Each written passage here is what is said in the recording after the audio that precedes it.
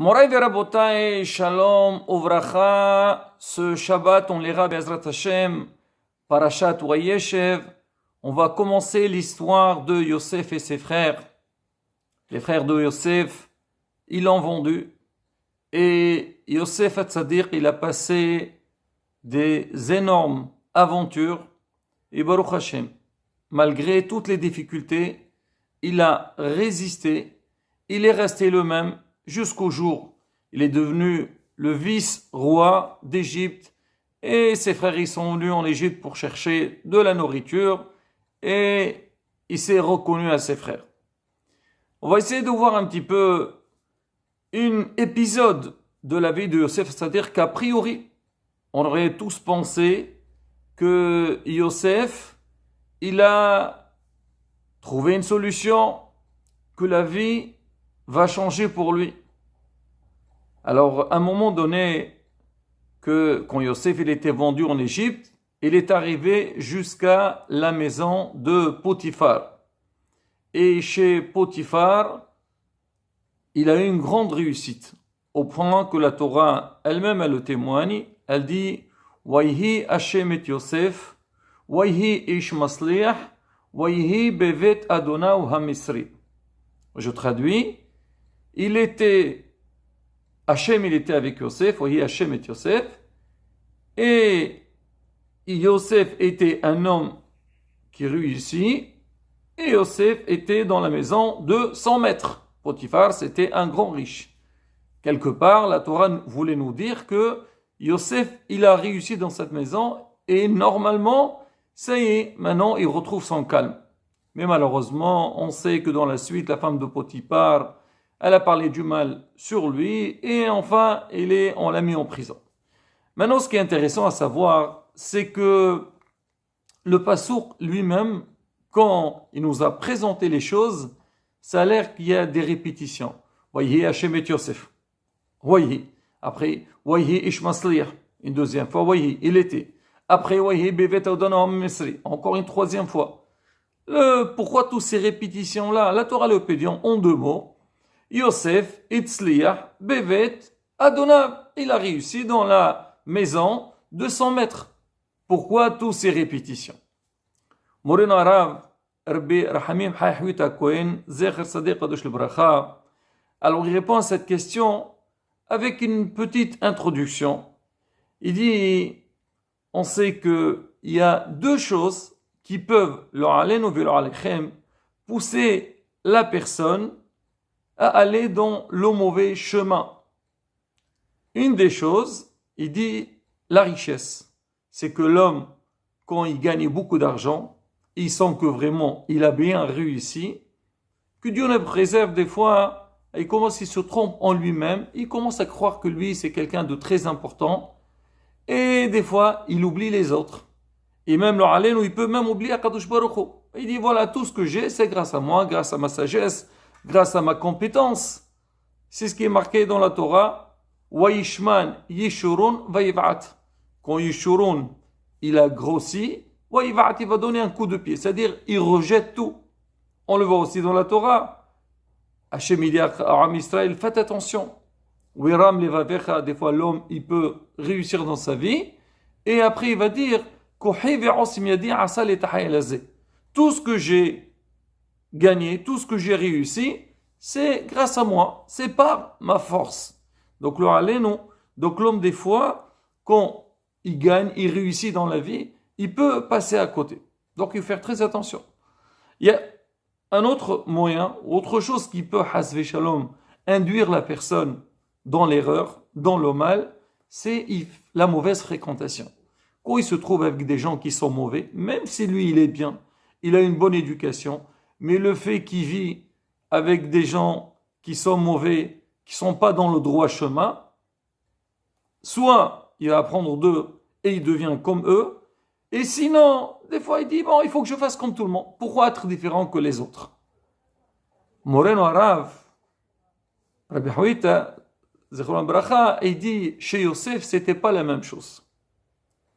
Yosef Hatzadik, malgré qu'il était Ish Masliach, c'est un homme qui a réussi tout ce qu'il faisait. Donc on voyait sur lui, il y avait une grande réussite dans tout ce qu'il entreprend. Alors, il aurait pu avoir la ga'ava, il aurait pu, hasbi shalom, oublier le nom d'Akadosh Baruch Hu. En plus, il était dans une maison des Mitzriim, des Rishaim, c'était pas des gens qui étaient dans la Torah. Donc il y avait toutes les raisons pour que Yosef, c'est-à-dire, il lâche tout. Et surtout, après toutes les difficultés qu'il a vécues, il a été rejeté par ses frères, loin de sa famille. Il cherche quelque part comment faire pour réussir. Malgré tout, voyez Hachem et Yosef. Yosef, toujours, il était dans le chemin d'Akadosh Baruch Hu. C'est pour ça que la Torah l'a tenu à préciser. Voyez Hachem et Yosef, voyez Ishmasliah, malgré qu'il avait toutes ces réussites-là et qu'il était avec des gens qui sont mauvais, alors il est resté le même. Il n'a pas lâché le nom d'Akadosh Baruch Hu. Alors il y a le Rav Shoshan Cohen, c'est un autre Rav de Moshe Avetan en Israël. Il a donné un autre pirouge, une autre explication sur ce passour. Il dit, c'est quoi, voyez, Hachem et Yosef? Il dit que Yosef a Sadir. C'est quoi qui a fait que lui, il a réussi dans sa vie? C'est que parce que, voyez, Hachem et Yosef.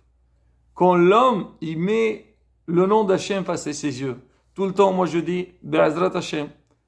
Ce qu'Hachem, il me donne, c'est ce que j'aurai. Tout le temps, il ne va pas dire non, c'est moi qui fais tout. Non, toujours je mets le nom d'Hachem face à moi. Comme on dit, chez 8 et Hachem, l'énerditamit. Toujours je mets, donc face à mes yeux, le nom d'Akadosh Baruch Hu. Donc je suis toujours en connexion avec Akadosh Baruch Hu. Alors il nous dit, alors si toi, tu as le nom d'Akadosh Baruch Hu face à toi, ben tu réussiras. Ne t'inquiète pas, Hachem il va t'aider. Et aussi, si jamais tu es dans un endroit où tu es tombé dans un endroit, c'est pas ta faute, tu arrives dans un endroit qui est un petit peu dangereux. Alors si tu gardes toujours le nom d'Hachem avec toi, alors tu ne feras pas le péché. Voyez, malgré qu'il était dans la maison de son maître égyptien, que leur alénon, donc eux, leur vision de la vie, ils avaient une civilisation complètement différente que l'éducation qu'il a reçue Yosef, c'est-à-dire, alors il a réussi à ne pas tomber dans les péchés, dans les averot.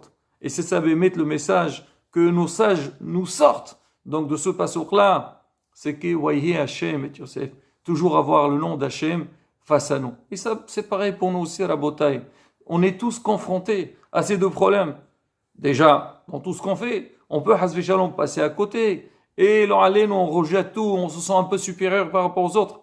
Mais si tu mets le nom d'Hachem face à tes yeux, tu verras. Tu vas sentir non. Tout ce que j'ai, c'est pas moi. C'est Hachem qui m'a donné. Alors tu es dans un endroit que tu risques, hasbi shalom, de tomber. Alors quand tu as Hachem face à toi, tu vas faire un rappel. Pas du tout. Hachem, il veut pas. Ça, c'est interdit. C'est parce que Hachem, il cherchait, il nous demande. Et là, on peut réussir. Et on raconte une belle histoire avec le Rav Israël Messalant. C'est un des grands dans Am Israël. Alors lui, une fois, il était invité chez le baron Rothschild.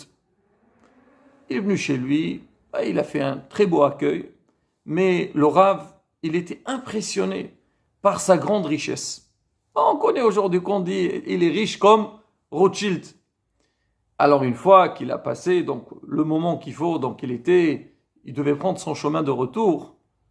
Alors le Rav, il dit à Rothschild, il a dit, j'ai l'impression que ta maison ne se conduit pas, la majorité ne va pas comme ce que la Torah elle dit.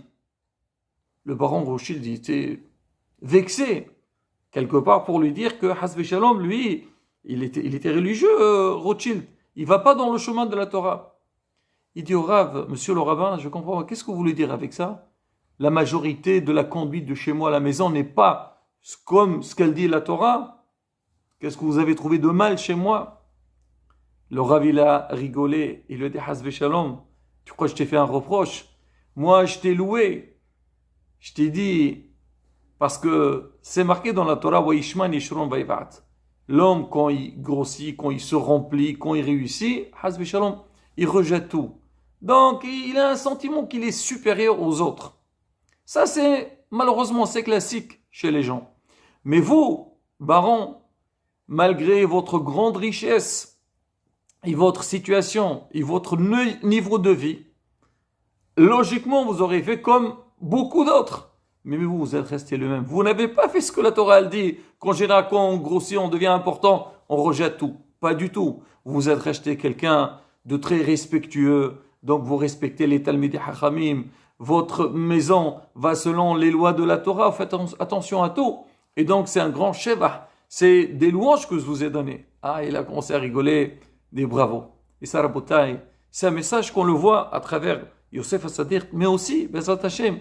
Là, on entre dans la période de Hanouka. Alors c'est quoi Hanouka? On dit c'est Pirsomanes. Publier le miracle que Akadosh Baruch Hu avait fait avec les Hashmonaïm à l'époque. Et on dit, pourquoi on fait ça? D'accord, un miracle. D'accord, on le commémore. Mais on a besoin tous les jours, allumer les bougies.